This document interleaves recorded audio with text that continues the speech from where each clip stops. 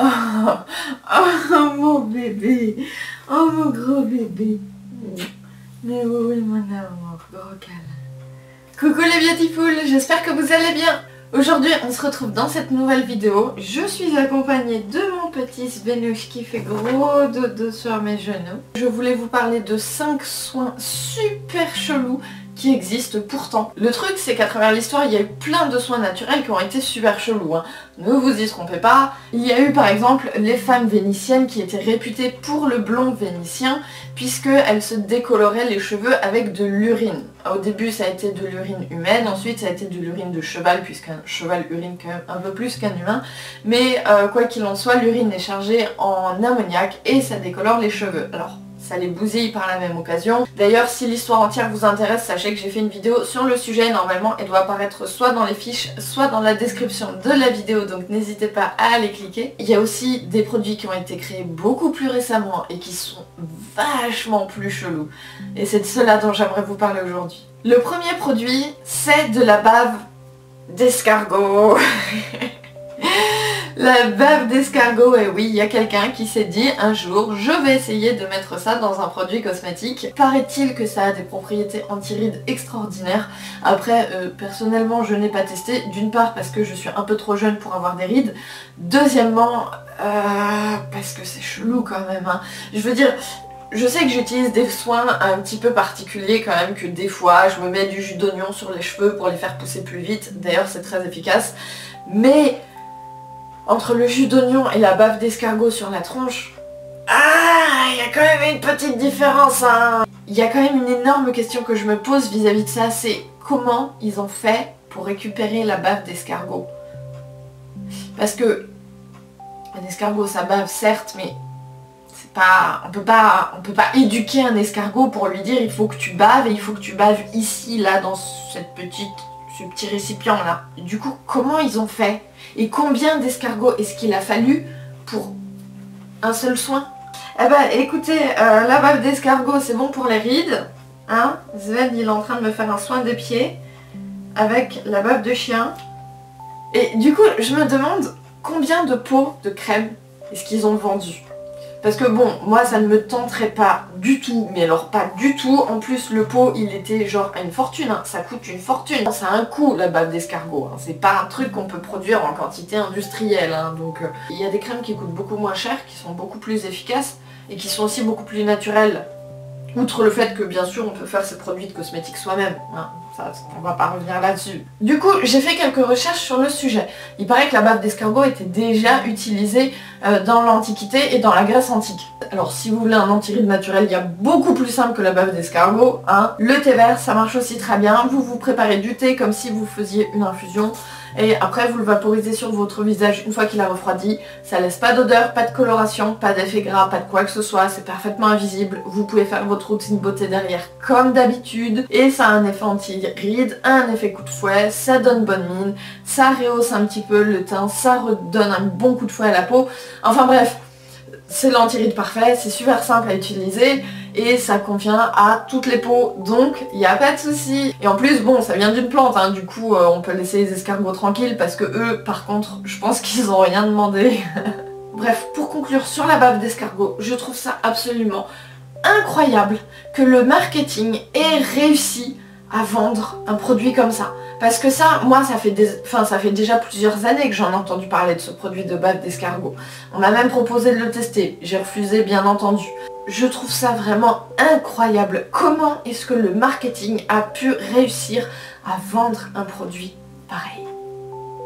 En parlant de bave, le produit numéro 2 dont j'aimerais vous parler, c'est un produit à base de bave de vache. Oui, de vache, je vous assure, de vache normande des Vosges, si ma mémoire est bonne. Et c'est un produit qui est censé entretenir la voûte plantaire et aider au niveau du pied, etc., etc. Enfin bref, c'est un truc un peu chelou, et là je me suis dit c'est pas possible, en fait, qu'on arrive à ce moment-là. C'est juste pas possible que ce produit-là existe, c'est pas possible qu'il y ait quelqu'un qui s'est dit que ce serait une bonne idée de faire ce genre de produit. Je veux dire, on a 800 000 plantes connues comestibles sur Terre, à peu près, et non, faut qu'on aille récupérer l'intérieur de la bouche des vaches. Voilà, bon là je vous avoue que j'ai commencé à perdre un petit peu foi envers les humains et que je me suis posé plein de questions jusqu'à arriver à la fin de la journée. Et à la fin de la journée, j'ai compris un truc essentiel et extrêmement important dans toute cette histoire. C'était le 1er avril, je suis tombée comme une bleue dans le panneau. Personne n'a été faire chier les pauvres vaches pour leur récupérer ce qu'elles avaient dans la bouche. Et tant mieux parce que vraiment, j'étais choquée. Vraiment, ça m'a choquée, ça m'a perturbée cette histoire de bave de vache. Après avoir eu un ascenseur émotionnel avec la foi de l'humanité, c'est la foi envers mon propre cerveau que j'ai perdu. Et un produit à base de bave de vache, par curiosité, est-ce que c'est quelque chose que vous seriez prêt à accepter dans votre cosmétique ou pas?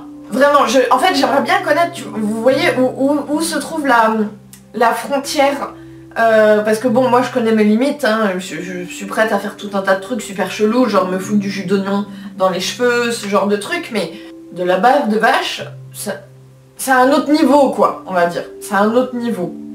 Du coup, j'aimerais bien savoir où est-ce que vous mettez la frontière, est-ce que bon, vous seriez vraiment prêt à tout ou pas pour votre beauté. Vraiment, j'aimerais bien connaître votre avis sur la question. On va changer un peu de sujet de la bave. Cela dit, il y a d'autres produits qui sont utilisés en cosmétique et qui sont apparemment très efficaces, du genre le venin. Alors ça peut être du venin de serpent qui est utilisé pour faire certains médicaments, certains vaccins, certains trucs. Admettons, mais il y a également le venin d'abeille et le venin de guêpe, en microdosing, hein, on s'entend bien, hein, qui est utilisé pour redonner de l'éclat à la peau, qui est utilisé pour repulper la peau, pour la rendre plus à nouveau plus jeune, la rajeunir, voilà. Je me pose aussi plein de questions vis-à-vis de ce produit, du genre, comment ils ont fait pour récupérer le venin de guêpe? Comment c'est possible? Genre, ils ont pris les guêpes une par une et... Enfin, j'ai tellement de questions par rapport à ces produits. Comment est-ce que des gens ont pu réussir à utiliser ce produit en particulier? Je veux dire, c'est comme la colle de poisson. Je crois que c'est sous la peau du poisson, un truc comme ça. Il y a une substance qui est utilisée beaucoup dans les produits industriels, tout ce qui est colle, colle forte. C'est utilisé des fois dans les étiquettes des fruits et légumes pour pouvoir coller les fruits, enfin pour pouvoir coller les étiquettes des fruits sur les fruits. Et j'arrive pas à comprendre en fait comment est-ce qu'on s'est dit qu'on allait segmenter un poisson à ce point-là et le transformer en colle. Je veux dire, entre le poisson et la colle. Il y a quand même un monde, hein. Parce que qu'on fasse ça à partir de plantes, bon, why not? L'ail par exemple, ça colle. Et si vous n'avez plus de colle d'ailleurs, vous pouvez tout à fait utiliser un petit bout de gousse d'ail, vous frottez, vous collez. Bon, ça sent l'ail, certes, mais ça colle. La colle de poisson, je sais pas si vous étiez au courant, mais j'ai l'impression que c'est passé crème en fait. Il y a que moi que ça choque en vrai ou pas? Alors, en parlant de colle de poisson, il y a un autre produit, sous-produit animal sur lequel j'ai beaucoup bloqué il y a un temps avant de comprendre ce que c'était réellement. C'est tout simplement de l'huile de serpent et le deuxième nom c'est l'huile de cobra. Pour ceux qui ne connaissent pas, ce n'est pas de la vraie huile de serpent. On n'a pas pris un serpent, on n'en a pas fait de l'huile. Comme j'ai pensé pendant un certain temps, je vous avoue. J'avais trouvé ça super chelou et à l'époque il y avait en plus des entreprises qui m'avaient proposé de tester, de m'en envoyer, etc. Et pour cette raison, comme une nouille, au lieu de vérifier, j'ai refusé. Tout ça pour dire que l'huile de serpent, si vous connaissez pas, ce n'est pas de la vraie huile de serpent parce que ce serait vraiment hyper chelou d'utiliser ça sur les cheveux. Déjà qu'il y a des gens qui utilisent de l'huile de poisson. C'était de l'huile d'œuf de saumon. Il paraît que c'est très efficace, hein, que ça fait des beaux cheveux, machin, ça fait des cheveux très brillants et tout. Si vous voulez un produit qui est efficace aussi pour faire des cheveux doux et brillants, vous avez aussi tout un tas d'huiles, hein, genre l'huile de coco, l'huile de colza aussi. On n'avait pas connu l'huile de colza, mais elle fonctionne aussi très bien sur les cheveux. Vous avez l'huile de caméline, l'huile d'argan, voilà, vous avez une multitude d'huiles végétales qui est beaucoup moins chelou, qui est beaucoup plus éthique aussi, beaucoup plus respectueuse des animaux, hein, par conséquent. Alors, revenons-en à l'huile de serpent. La vraie composition, la composition de l'huile de serpent, donc il y a ricin, sésame, moutarde, tout ça c'est des huiles. Hein. Après il y a de l'huile de souchet, J'avais beaucoup entendu parler de l'huile de souchet, j'aimerais bien tester un jour, j'ai jamais eu l'occasion d'en trouver. Bref, j'imagine qu'il y a plusieurs variantes, j'imagine qu'il y a plusieurs compositions. Mais quoi qu'il en soit, l'huile de serpent, c'est une huile qui est censée favoriser la beauté des cheveux, qui est particulièrement adaptée pour fortifier les cheveux. Alors bon, comme sur tous les sites, pratiquement les 3/4, ils disent que ça hydrate les cheveux. Ça ne peut pas hydrater les cheveux, c'est de l'huile. Ça nourrit, ça n'hydrate pas, mais c'est un détail. Et il paraît que c'est anti-chute, anti-machin, que ça favorise la pousse, que ça favorise l'épaisseur des cheveux, machin, voilà. Dans le même genre, c'est pareil, il y a l'huile de fourmi.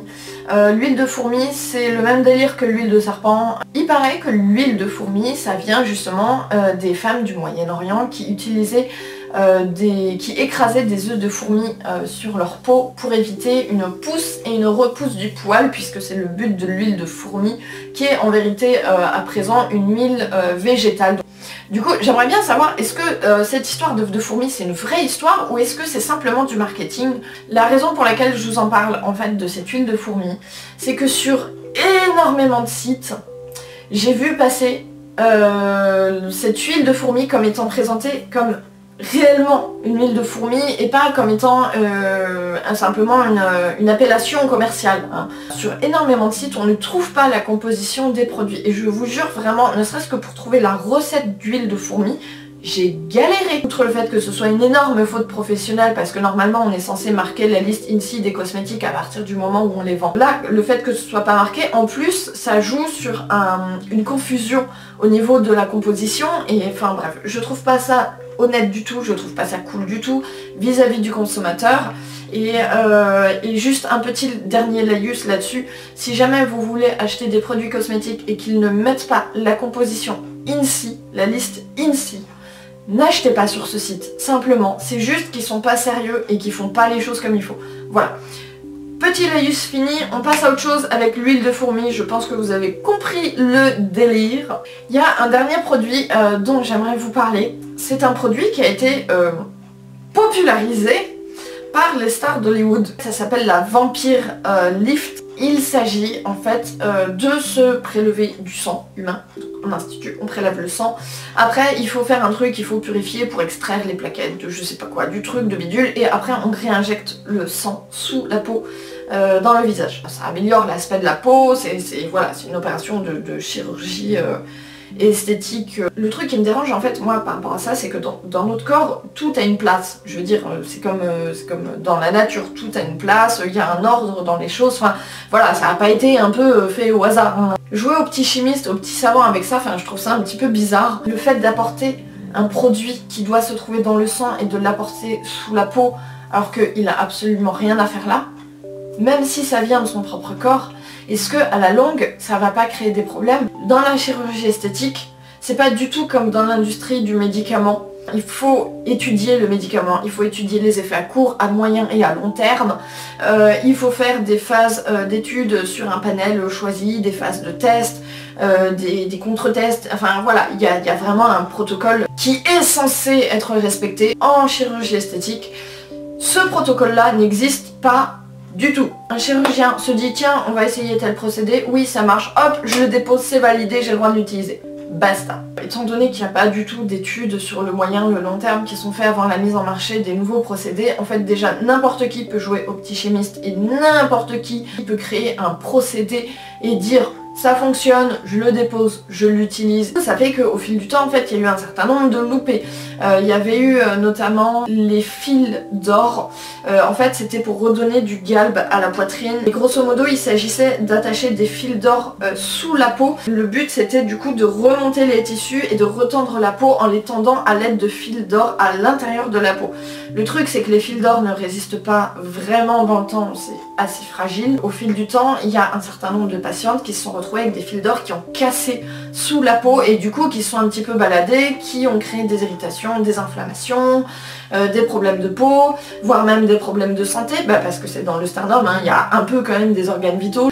Vous vous rendez compte que retirer des petits morceaux d'or qui sont de cette taille-là, qui sont coincés sous la peau et qui créent des inflammations et des irritations et des problèmes de santé, c'est un petit peu compliqué quand même. Ce petit laïus sur la chirurgie esthétique pour vous dire que le Vampire Lift, eh ben en fait on n'a absolument aucune idée des effets à long terme. Je pense que malheureusement il n'y a que le temps qui pourra y répondre. Enfin bref, on touche à la fin de cette vidéo. Cette vidéo a amené, en ce qui me concerne en tout cas, beaucoup plus de questionnements qu'elle n'a apporté de réponses. J'aimerais bien avoir votre avis pour chacun des 5 produits, savoir qu'est-ce qui vous paraît envisageable, qu'est-ce qui vous paraît normal, qu'est-ce qui vous paraît vraiment trop chelou pour vous. Sans parler de est-ce que c'est réellement efficace ou non, hein, parce que... oui mon bébé. Juste un dernier petit mot, j'ai besoin de vous pour la vidéo de la semaine prochaine. Si vous voulez y participer, c'est super simple, je vous ai mis toutes les infos dans la description de la vidéo, donc surtout n'hésitez pas à aller voir. Vous n'avez pas besoin de faire hyper compliqué, vous n'avez pas besoin de faire hyper long, mais il n'empêche que j'ai besoin de vous pour la vidéo de la semaine prochaine. J'attends vos vidéos, j'attends vos mails, j'attends vos messages, j'attends tout ça. Voilà, je crois que j'ai tout dit. Je vous dis à très bientôt dans ma boîte mail avec vos vidéos pour la semaine prochaine. Je vous fais plein de gros bisous, prenez soin de vous, passez une très bonne semaine et à très bientôt.